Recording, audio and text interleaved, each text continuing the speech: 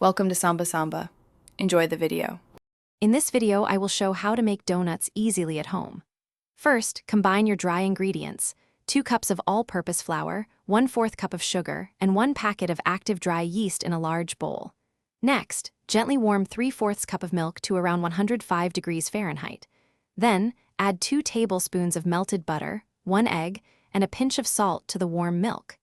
This combination forms the base for our delicious donut dough. Now, pour the wet ingredients into the dry mixture and stir until a soft dough begins to form. Transfer the dough to a lightly floured surface and knead it for about 5 to 7 minutes. You'll know it's ready when it feels smooth and elastic.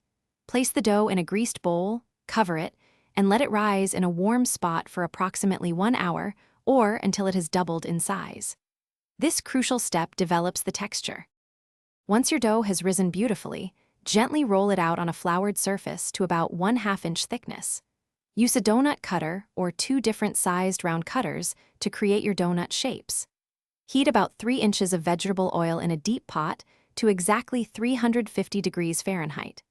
Carefully place a few donuts into the hot oil, frying them for 1 to 2 minutes per side until they are a lovely golden brown. Remove and drain before glazing. For a classic glaze, whisk together 2 cups of powdered sugar with 1/4 cup of milk until smooth. While your donuts are still warm, dip each one into the glaze, letting any excess drip back into the bowl. This creates a delicious, sweet coating that everyone will love. Serve them immediately for the best taste and texture.